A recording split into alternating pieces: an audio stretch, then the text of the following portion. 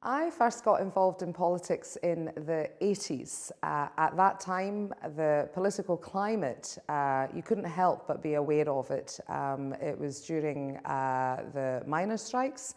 It was the Conservatives were in power at that time, and my father was made unemployed along with thousands and thousands of other people. And suddenly I started becoming aware of the impacts of unemployment and the impacts of government policy on families. So at that time, that sparked my interest. Through education, I enjoy education. I've been a teacher for 30 years since then. But at that time, I could see unfairnesses and biases and discrimination, and people of colour, children of colour like myself, I didn't think we were getting a fair crack at the whip. So that was another thing that became an injustice that I wanted to help to correct. So that led me then to unpick who is it that makes the decisions? And when I realised that actually there was these things called local councils with elected councillors and also parliamentarians that made policies, I thought, well, do you know what? I need to be at that top table so that I can influence those policies and those decisions and bring my lived experience to the corridors of influence and power so they can listen to a diversity of voices.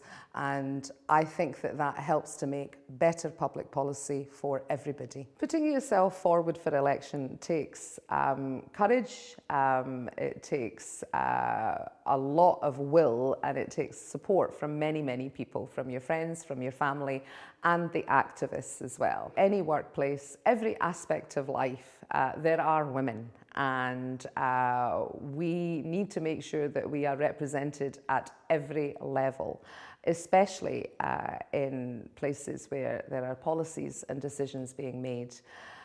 Women add so much value to that conversation.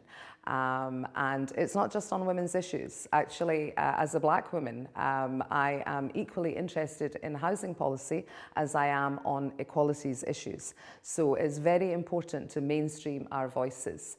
But actually, the reality is that it makes better policy. And we are just above half of the population. If you look at health, for instance, a lot of health policy in the past has not actually catered, I would say, for women.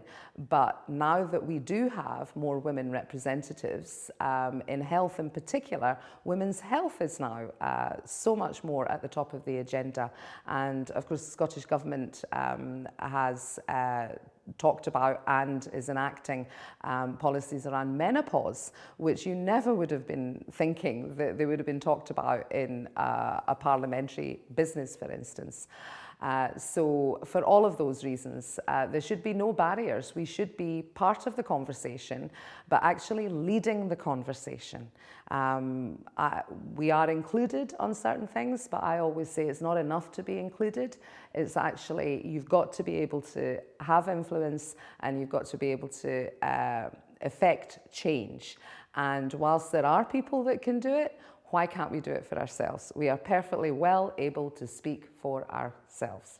Some women will be starting out on their journey and thinking that they want to be part of an elective office, and I would wholeheartedly encourage them to do so.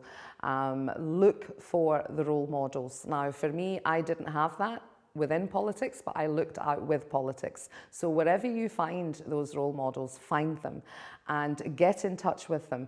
Have the conversations, but I would recommend that you start that early. There is no point in certain senses thinking, oh, there's an election coming up in 6 months, I'm going to do it now. I truly hope that it doesn't take people as long as it took me to ultimately be successfully elected.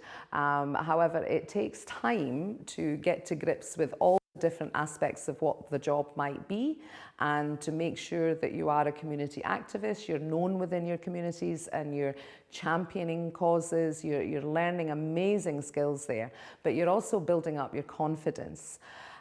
So start early, and start looking for the role models. But alongside that also is to start sort of like gathering information, and that information can come from bodies like Elect Her, and sort of going for the 50-50 and gender. There are loads of agencies out there that are doing brilliant work. So I would urge anybody considering that to reach out to them and get the help and support and advice that they need. Being the first woman of colour to be elected to the Scottish Parliament fills me with great joy and great pride, I have to say. I did go back to the school that I taught at right up to I got elected, and the children in that school were absolutely delighted, and the black kids and the black girls in particular immediately said, well, Mrs. Stewart, if you can do it, then I can do it as well. But it was so difficult for you.